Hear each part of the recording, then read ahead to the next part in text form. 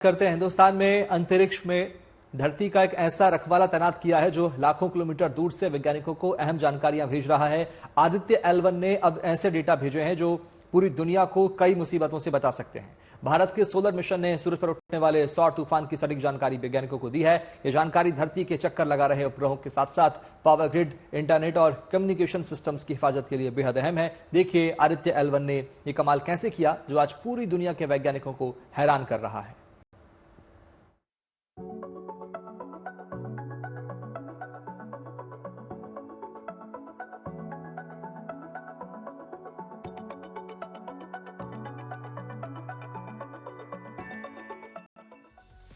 अनंत अंतरिक्ष के रहस्यों के बीच आदित्य L1 का हैरत अंगेज खुलासा। आदित्य L1 ने पूरी दुनिया को मुसीबत से बचाने की राह सुझाई। अंतरिक्ष की दुनिया अनगिनत रहस्यों से भरी है और इंसान हजारों साल से इन रहस्यों से पर्दा उठाने की कोशिश करता रहा है। सोलर सिस्टम में सारे ग्रह सूर्य के चक्कर लगा रहे हैं। ऐसे में ग्रहों के साथ साथ वैज्ञानिक सूरज पर होने वाली हलचल को भी बारीकी से देखना चाहते हैं। सूरज में होने वाली हलचल का हर ग्रह पर असर पड़ता है। दूसरे ग्रहों पर जीवन नहीं है, लेकिन सूरज की ये हलचल धरती पर रहने वाले हर इंसान और दूसरे जीवों की गहराई को प्रभावित कर सकती है। सूरज के ऐसे ही रहस्यों का खुलासा करने के मकसद से भारत ने पिछले साल सितंबर में अपना पहला solar mission Aditya L1 launch किया था। जनवरी 2024 में आदित्य L1 अपने तय हेलो ऑर्बिट में स्थापित हो गया।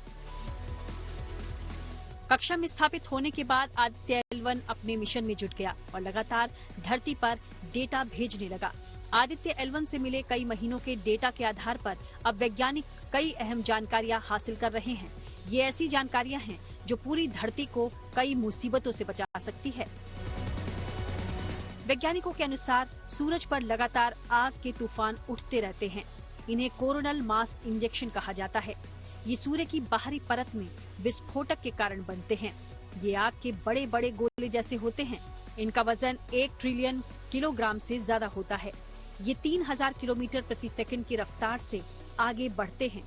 ये गोले धरती की दिशा में भी आ सकते हैं और धरती तक आने में इन्हें महज 15 घंटे लगेंगे।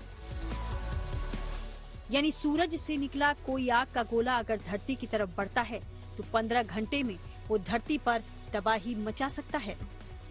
इससे धरती के चारों तरफ चक्कर लगा रहे सैटेलाइट खराब हो जाएंगे। धरती पर मौजूद इलेक्ट्रिक पावर ग्रिड फेल हो जाएंगे। इंटरनेट ठप हो जाएगा और सभी कम्युनिकेशन सिस्टम काम करना बंद कर देंगे। 1859 में ऐसे ही एक सौर तूफान से टेलीग्राफ लाइन काम करना बंद कर गई थी। आदित्य L1 की सबसे खास उपलब्धि ये है कि ये सूरज पर उठने वाले कोरोनल मास इंजेक्शन का सही समय और दिशा बता सकता है।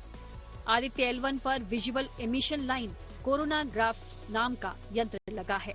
ये यंत्र कोरोनल मास इंजेक्शन पर लगातार नजर रखकर धरती पर डेटा भेजता है। एक रिपोर्ट के मुताबिक 16 जुलाई को आदित्य L1 ने धरती की तरफ बढ़ते ऐसे ही एक सौर तूफान को कैप्चर किया था, लेकिन आधे घंटे की यात्रा के बाद इस सौर तूफान ने अपना रास्ता बदल दिया। 23 जुलाई को भी कोरोनल मास इंजेक्शन की गतिविधि कैप्चर की गई थी, लेकिन वो भी नासा के सोलर ऑब्जर्वेटरी स्टीरियो से टकरा गया। लेकिन अब आदित्य L1 से मिले डेटा के आधार पर अगर कोई सौर तूफान धरती का रुख करता है तो धरती पर मौजूद पावर ग्रिड और कम्युनिकेशन सैटेलाइट्स को बंद कर इस मुसीबत से बचा जा सकता है। सौर तूफानों के साथ चलने वाली ताकतवर मैग्नेटिक फील्ड ही उपकरणों को नष्ट करती है, लेकिन अगर पावर ग्रिड वक्त पर बंद कर दिए जाएं, तो इस नुकसान से बचा जा सकता है। आदित्य L1 सूरज की स्टडी कर रहे नासा के 4 अन्य सैटेलाइट्स के समूह में शामिल है। ये चारों सैटेलाइट सूरज पर चलने वाली हलचल का बारीकी से अध्ययन कर रहे हैं। भारत में इसरो ने आदित्य L1 प्रोजेक्ट पर करीब 400 करोड़ रुपए लगाए और अब इस प्रोजेक्ट से मिले डेटा की मदद से हजारों करोड़ के सैटेलाइट्स को सुरक्षित करने में सहायता मिल रही है। धरती से करोड़ों किलोमीटर दूर अंतरिक्ष में आदित्य L1 24 घंटे सूरज से जुड़ी अहम जानकारियां जुटा रहा है। इनमें से तमाम डेटा ऐसे हैं जो पहली बार वैज्ञानिकों को मिले हैं। आदित्य L1 से मिले इन डेटा ने कई रहस्यों से पर्दा उठा दिया है। उम्मीद है कि आने वाले वर्षों में आदित्य L1 सूरज और ब्रह्मांड से जुड़े कई और अहम खुलासे करेगा। Bureau report, good news today. Odisha के पुरी में भारतीय नौसेना दिवस की तैयारियां जारी हैं। समंदर की लहरों से लेकर आसमान तक भारतीय सेना के शौर्य और पराक्रम की तस्वीरें नजर आ रही हैं। 4 दिसंबर को मनाए जाने वाले नौसेना दिवस पर दुनिया भारतीय सेना की ताकत देखेगी। देखिए,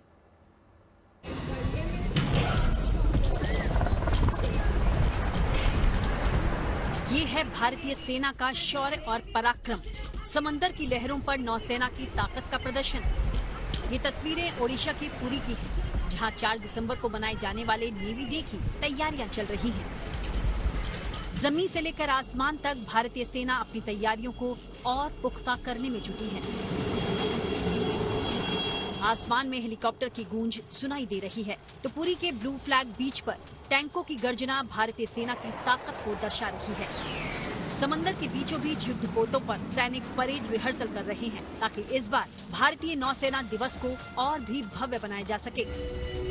समंदर की लहरों पर ये युद्धपोत ताकत से दुनिया को रूबरू करा रहे हैं। इस बार नेवी पर 20 युद्धपोत, पनडुब्बियां और 40 विमान नौसेना दिवस पर अपनी ताकत दिखाएंगे। हर साल 4 दिसंबर को भारतीय नौसेना दिवस मनाया जाता है।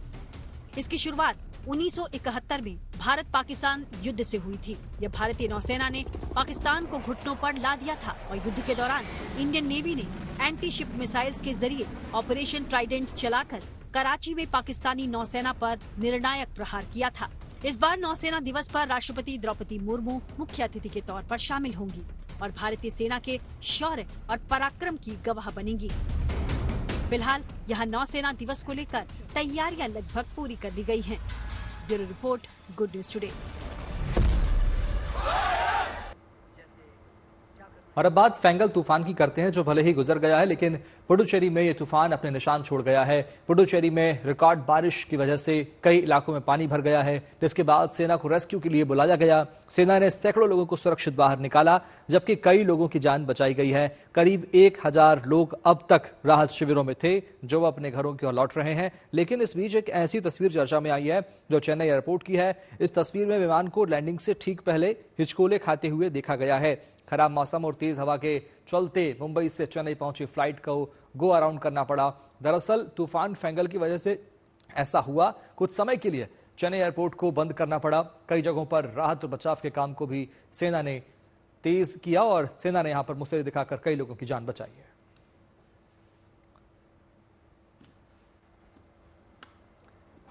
वहीं चेन्नई एयरपोर्ट पर पायलट की समझदारी से एक बड़ा हादसा टल गया। खराब मौसम और तेज हवा के चलते मुंबई से चेन्नई पहुंची फ्लाइट को गो अराउंड करना पड़ा। दरअसल तूफान फेंगल की वजह से ऐसा हुआ। कुछ समय के लिए चेन्नई एयरपोर्ट को बंद करना पड़ा। कई जगहों पर राहत और बचाव के लिए सेना को भी लगाया गया। देखिए,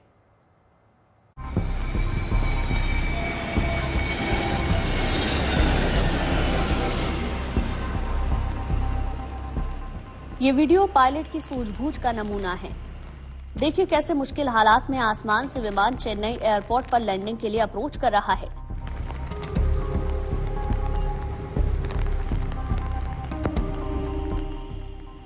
ये वीडियो 30 नवंबर का है, जब तमिलनाडु और पुडुचेरी में चक्रवाती तूफान फेंगल की दहशत थी।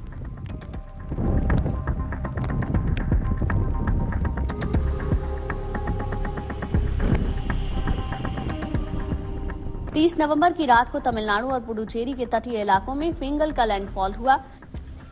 तूफान के तटीय इलाकों से टकराने से पहले और बाद में भी चेन्नई और पुडुचेरी में मौसम ने भारी तबाही मचाई। तेज हवा के साथ मूसलाधार बारिश ने चेन्नई शहर को जैसे बंधक बना लिया।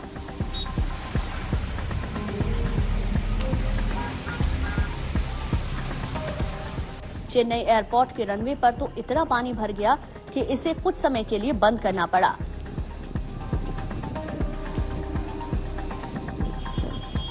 चेन्नई एयरपोर्ट पर लैंडिंग का ये वीडियो उसी समय का है, जब तूफान फेंगल की वजह से यहां मौसम काफी खराब था। तेज हवा और भारी बारिश के बीच विमान ने लैंडिंग की कोशिश की, लेकिन वो इस कदर लड़खड़ाया कि रनवे को सिर्फ टच किया और बैलेंस बिगड़ता देख फिर हवा में उड़ गया।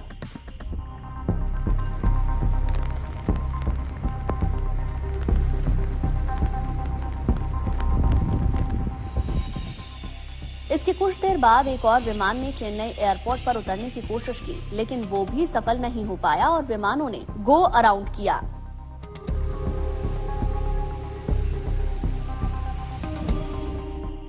इंडिगो ने बयान जारी कर कहा कि चेन्नई में मौसम खराब होने की वजह से गो अराउंड करने की जो प्रक्रिया है उसका पालन किया गया। ये मुंबई से चेन्नई की फ्लाइट थी। इंडिगो ने कहा कि प्रतिकूल मौसम के कारण मुंबई और चेन्नई के बीच उड़ान भरने वाली फ्लाइट 6E683 के कॉकपिट क्रू ने सुरक्षा प्रोटोकॉल के मुताबिक 30 नवंबर 2024 को गो अराउंड किया। आपको बता दें कि गो अराउंड तब किया जाता है जब सुरक्षित लैंडिंग नहीं हो पाती, जैसा कि इस उड़ान के मामले में हुआ। पायलट ने सूझबूझ दिखाते हुए विमान को वापस टेक ऑफ कराने का फैसला लिया और सैकड़ों यात्रियों की जान बच गई। उधर फिंगल तूफान से प्रभावित लोगों की मदद में सेना भी जुटी है। तमिलनाडु और पुडुचेरी के प्रभावित इलाकों में युद्ध स्तर पर राहत और बचाव अभियान जारी है।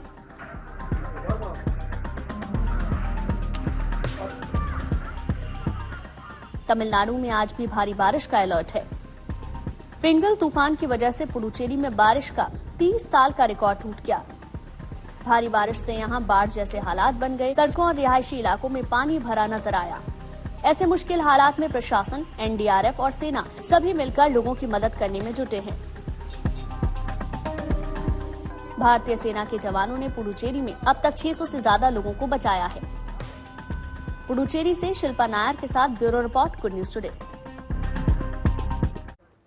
चेन्नई में हुए चमत्कार के बाद अब बात कश्मीर की करते हैं, जहां बर्फबारी के बाद जन्नत का एहसास होने लगा है। पर्वतीय इलाकों पर बर्फ की सफेद चादर बिछ चुकी है, जो यहां की खूबसूरती में चार चांद लगा रही है। हालांकि बर्फबारी की वजह से ठंड बढ़ गई है और सड़कों पर आना जाना भी मुश्किल हो रहा है।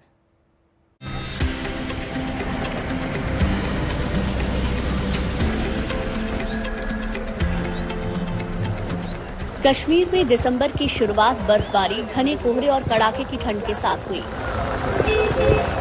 कश्मीर के कई इलाकों में बर्फबारी से तापमान में भारी गिरावट दर्ज की गई। कश्मीर में मौसम का मिजाज बदल गया है। बर्फबारी के साथ कोहरा और कड़ाके की ठंड लोगों को परेशान कर रही है। कई जगहों पर बेतहाशा बर्फबारी से रास्तों पर कई फीट बर्फ जम चुकी है। इन रास्तों से बर्फ हटाना अब बड़ी चुनौती है। ये तस्वीरें जोजिला टॉप इलाके में श्रीनगर लद्दाख हाईवे की हैं। तस्वीरों में आप देख सकते हैं कि पहाड़ों के साथ हाईवे पर बर्फ की मोटी परत बिछी है। इन रास्तों पर चलना मुश्किल है। ऐसे में यातायात ठप हो चुका है। बॉर्डर रोड ऑर्गेनाइजेशन हाईवे से बर्फ हटाने में जुटा है। जिस तेजी से बर्फ हटाने का काम चल रहा है, उससे लोगों को उम्मीद है कि श्रीनगर लद्दाख हाईवे जल्द खुल जाएगा।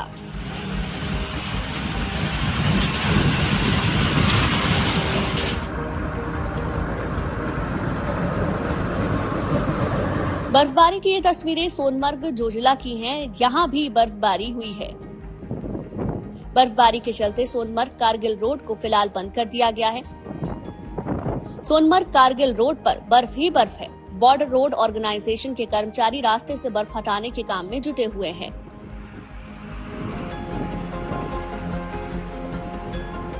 बर्फबारी की ये ताजा तस्वीरें श्रीनगर की हैं। रात में हुई बर्फबारी से इलाके में कड़ाके की ठंड पड़ रही है। यहाँ का तापमान माइनस में पहुंच चुका है। श्रीनगर की तरह पहलगाम, सोनमर्ग, कुपवाड़ा, बारामूला, गुरेज में भी जमकर बर्फबारी हुई। मौसम विभाग के मुताबिक वेस्टर्न डिस्टर्बेंस की वजह से आने वाले कुछ दिनों में भी ऐसी ही बर्फबारी का नजारा देखने को मिलेगा। एक तरफ बर्फबारी जहां लोगों के लिए कई तरह की मुसीबतें खड़ी कर रही है, वहीं बर्फबारी ने स्थानीय लोगों के साथ ही सैलानियों के चेहरे पर मुस्कान ला दी है। सैलानी बर्फबारी का लुत्फ उठा रहे हैं। सैलानियों के आने से स्थानीय कारोबारियों को व्यापार बढ़ने की उम्मीद है। श्रीनगर से अशरफ वानी के साथ bureau report, good news today. पहाड़ी इलाकों में हो रही बर्फबारी का असर अब मैदानी इलाकों में दिखने लगा है। उत्तर भारत में पारा तेजी से नीचे की ओर जा रहा है, जिससे ठंड में इजाफा दिखने लगा है। मौसम विभाग का कहना है कि ठंड के बढ़ने से कई इलाकों में कोहरे का सितम बढ़ेगा। अगर प्रदूषण की बात करें तो दिल्ली एनसीआर में 32 दिन के बाद AQI 300 के नीचे रिकॉर्ड किया गया।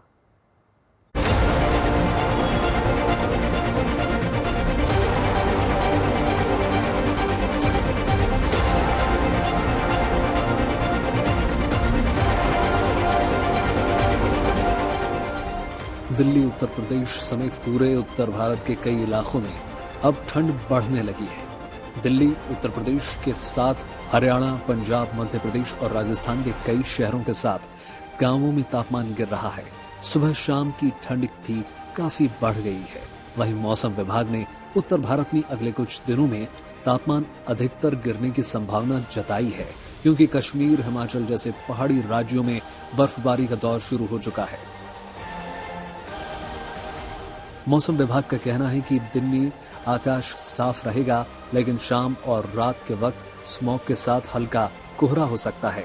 अधिकतम तापमान 27 डिग्री सेल्सियस और न्यूनतम तापमान 10 डिग्री के आसपास रहने की संभावना है। मौसम विभाग के मुताबिक दिल्ली और आसपास के उत्तर प्रदेश के शहरों के साथ कई शहरों में कोहरा छाए रहने का अनुमान है और मौसम के शुष्क रहने की उम्मीद है। सर्दी और कोहरे के संभावित प्रकोप को देखते हुए Yamuna expressway, Noida greater Noida expressway पर वाहनों की स्पीड घटाई गई है। यमुना विकास प्राधिकरण ने 15 दिसंबर से 15 फरवरी तक नई स्पीड लिमिट लागू करने का निर्णय लिया है। इससे सर्दी के दिनों में कोहरे के कारण होने वाले सड़क हादसों में कमी लाई जाएगी।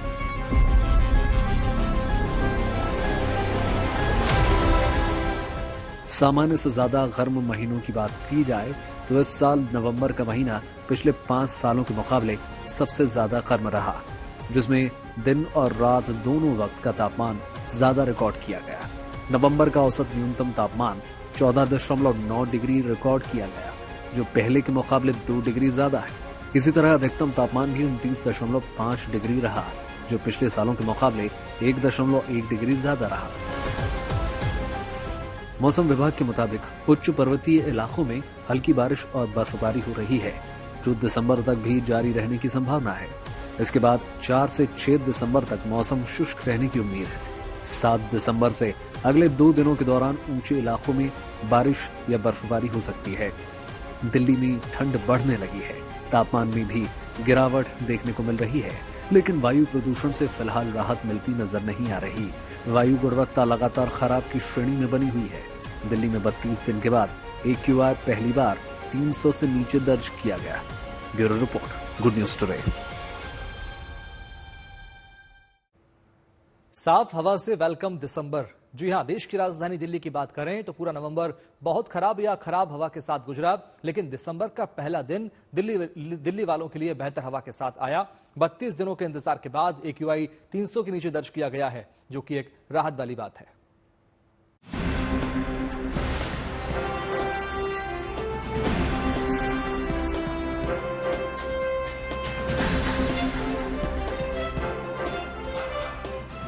राजधानी दिल्ली के लोगों के लिए एक अच्छी और बड़ी खबर है। पिछले 10 दिनों में दिल्ली में वायु प्रदूषण में कमी आई है। जानकारों के मुताबिक इसकी कई वजहें हैं। पहली बड़ी वजह पंजाब और हरियाणा में पराली जलाने की घटनाओं में कमी आई है। वायु प्रदूषण रोकने के लिए दिल्ली में पानी का छिड़काव जारी है। ग्रैब 4 पाबंदियां भी जारी हैं। मौसम का साफ होना और हवा की तेज गति भी वायु प्रदूषण में कमी की बड़ी वजह है। दिल्ली में इस साल नवंबर के पूरे 30 दिन बहुत खराब या इससे भी खराब वायु गुणवत्ता में बीते।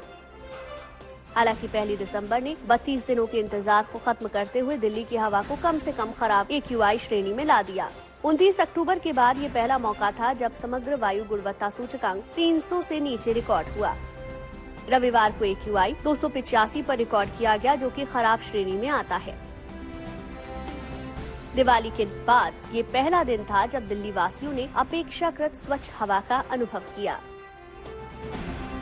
रविवार को धूप और तेज हवाएं थीं, जिसने राजधानी के प्रदूषकों को हटाने में मदद की और दिल्ली वालों के लिए सांस लेने के लिए थोड़ी राहत प्रदान की। इस साल दिल्ली में वायु प्रदूषण की बात करें तो नवंबर में 2 दिन सीवियर प्लस 450 प्लस श्रेणी में AQI रहा।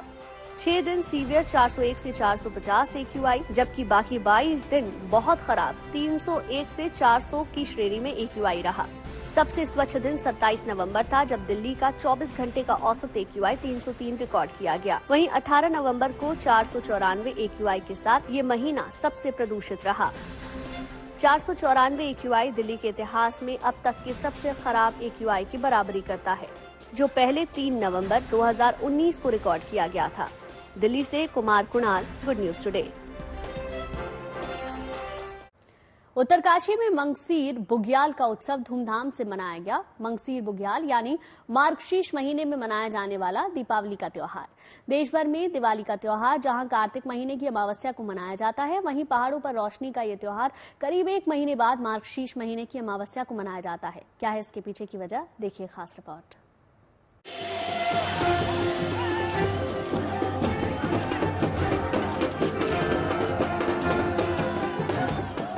पारंपरिक वेशभूषा में नाच गान, उत्सव और उल्लास उत्तराखंड की उस लोक संस्कृति का प्रतीक है जो यहाँ सालों से चली आ रही है।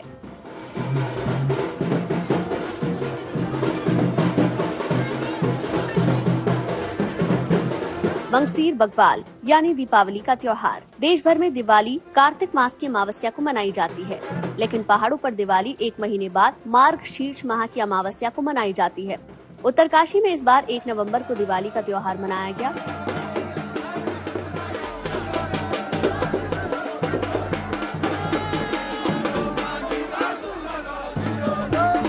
इस वक्त मैं मौजूद हूं उत्तरकाशी जिला मुख्यालय में, और ये बड़ा हाट के नाम से जाना जाता है क्योंकि ये चाइना बॉर्डर से मिला हुआ है। बड़ा हाट का मतलब बड़ा बाजार, और मार्गशीर मास में आज यहाँ पर दीपावली मनाई जा रही है। अमूमन पूरे भारत देश में कार्तिक मास की अमावस्या को दीपावली मनाई जाती है, लेकिन ये वो सीमावर्ती जिला है जहाँ पर मार्गशीर्ष मास में दीपावली मनाई जाती है। आप ये देखिए किस तरह से यहाँ पर पारंपरिक वेशभूषा में लोग एकत्रित हुए हैं।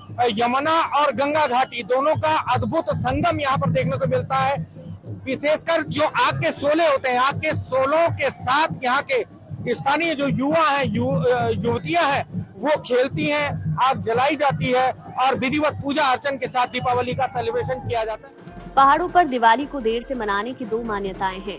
एक मान्यता है कि प्रभु श्री राम लंका विजय कर अयोध्या लौटे, तब यमुना घाटी में उनका संदेश 1 महीने बाद पहुंचा था। दूसरी मान्यता है वीर माधो सिंह तिब्बती आक्रमणकारियों को पराजित करने के बाद जब अपने सैनिकों के साथ टिहरी रियासत पहुंचे, तब विजयोत्सव मनाया गया। तब से ही यहाँ मंगसीर बग्वाल मनाने की परंपरा चली आ रही है। यार हमारे यहाँ इस दीपावली का विशेष महत्व है क्योंकि दीपावली का ऐतिहासिक और पारंपरिक महत्व है। ऐतिहासिक हम इस परिप्रेक्ष्य में कह सकते हैं कि टिहरी नरेश के जो सेनापति थे माधव सिंह, जब वो तिब्बत बॉर्डर पर लड़ रहे थे तो कार्तिक की दिवाली के लिए पहुंच नहीं पाए थे, तो उसके पश्चात जब 1 माह बाद वो टिहरी रियासत में पहुंचे तो उनके लोक पर्व विजय दिवस के रूप में, क्योंकि उन्होंने तिब्बतियों को वहां पर खदेड़ के हरा करके वो लौटे थे, तो इसको लोक पर्व के रूप में, विजय दिवस के रूप में इसको मनाने की परंपरा हमारे उस समय से चली आ रही है। उत्तरकाशी में मंगसीर बग्वाल को 3 दिनों तक मनाया जाता है। पहले दिन बाल बग्वाल, दूसरे दिन बेटी बग्वाल और तीसरे दिन मुख्य बग्वाल होता है। इस पर्व में भैलू का नृत्य, रासो नृत्य और रस्साकसी जैसे कार्यक्रम होते हैं। पारंपरिक वाद्य यंत्र, ढोल, दमाऊ, रणसिंगे की थाप से सभी बग्वाल मना रहे हैं।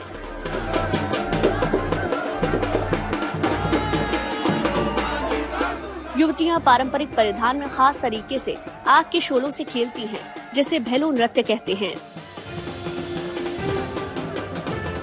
ये आग का शोला स्पेशल होता है, विशेष प्रकार का। इसमें जो है जो आग के जो लकड़ी के टुकड़े होते हैं विशेष प्रकार के, जिसमें जो है ज्वलनशीलता ज्यादा होती है, उनको एक रिंग में बांध करके ये इस तरह से जो है घुमाया जाता है। आप ये देख सकते हैं, ये पारंपरिक जो पहनावा है, ये पारंपरिक पहनावा यहाँ की युवतियों का है। आप ये देख सकते हैं यहाँ पर जो है ये गंगा और यमुना का संगम यहाँ पर देखने को मिल रहा है। दीपावली के इस त्योहार में शरीक होने यमुना घाटी से भी लोग आते हैं। हर साल लोग बग्वाल में शरीक होते हैं। मुख्य उद्देश्य है कि हम अपनी कल्चर को कैसे संरक्षित करें और कैसे हम अपने कल्चर की जो परंपराएं हैं उसको कैसे हम बनाए रखें, और जिससे कि आने वाली जो हमारे युवा पीढ़ी है उनके अंदर भी ये संस्कार जाए और लोग भी इस फेस्टिवल में सम्मिलित हुए।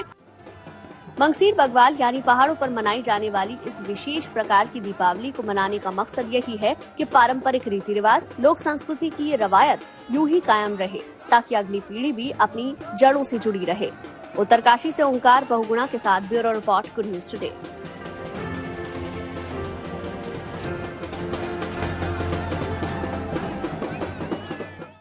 और अब आपको लेकर चलते हैं कुंभ नगरी में, जहां महाकुंभ की जोर शोर से तैयारियां चल रही है। प्रयागराज का कोना कोना महाकुंभ के लिए सजाया संवारा जा रहा है। क्या मंदिर, क्या घाट, क्या संगम तट, हर और आध्यात्मिक की नगरी की छटा निराली है। जैसे जैसे समय नजदीक आ रहा है, पूरा इलाका के जो माहौल है वो तब्दील होते जा रहा है। 13 जनवरी से महाकुंभ की शुरुआत होगी। ऐसे में करोड़ों श्रद्धालुओं की सुरक्षा का जिम्मा करीब 50,000 पुलिस के जवान उठाएंगे। इन पुलिस कर्मियों में कुछ ऐसे भी हैं जिन्होंने बाकायदा अर्जी लगाकर अपनी ड्यूटी कुंभ के मेले में लगवाई है, ताकि इसी बहाने वो साधु संतों और श्रद्धालुओं की सेवा करके पुण्य लाभ कमा सकें। राजस्थान के वन्यजीव प्रेमियों के लिए अच्छी खबर आई है। पर्यटन को बढ़ावा देने के उद्देश्य से अब जल्द ही मध्य प्रदेश के कूनू की तर्ज पर यहां भी चीता कॉरिडोर बनाने की कवायद राज्य सरकार ने शुरू कर दी है। धौलपुर से लेकर रावतभाटा तक 400 किलोमीटर के एरिया में चीता कॉरिडोर बनाया जा रहा है। इसके लिए राजस्थान और मध्य प्रदेश के वन विभाग के आला अधिकारी की संयुक्त बैठक रणथंभौर में शुक्रवार को हो चुकी है और जल्द ही दिसंबर में MOU साइन किया जाएगा। केंद्र सरकार ने चीता कॉरिडोर योजना के तहत मध्य प्रदेश में बसाए गए चीतों के संरक्षण के लिए 25 सालों की प्लानिंग की है, जिसके तहत राजस्थान सहित 3 राज्यों के 27 डिवीजन को मिलाकर एक बड़ा चीता संरक्षण क्षेत्र विकसित किया जाएगा। चीता कॉरिडोर योजना में राजस्थान की 13, मध्य प्रदेश की 12, उत्तर प्रदेश की 2 डिवीजनों को शामिल किया जा रहा है। और अब आपको दिखाते हैं बदलते हुए भारत की शानदार तस्वीरें। देश का इंफ्रास्ट्रक्चर लगातार विश्व स्तरीय बनाया जा रहा है। इसमें इंजीनियरिंग का विशेष योगदान है। इंजीनियरिंग का ऐसा ही कमाल तमिलनाडु के रामेश्वरम में देखने को मिलता है। यहां रामेश्वरम को जोड़ने वाला न्यू पंबन ब्रिज बनकर तैयार हो चुका है, जिसकी तस्वीरें रेल मंत्री अश्विनी वैष्णव ने सोशल मीडिया पर शेयर की हैं।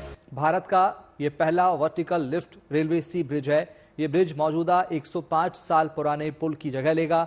रेल मंत्री अश्विनी वैष्णव ने नए पंबन पुल को एक आधुनिक इंजीनियरिंग चमत्कार बताया। वैष्णव ने कहा कि यह ब्रिज स्पीड, सेफ्टी, इनोवेशन का शानदार नमूना है।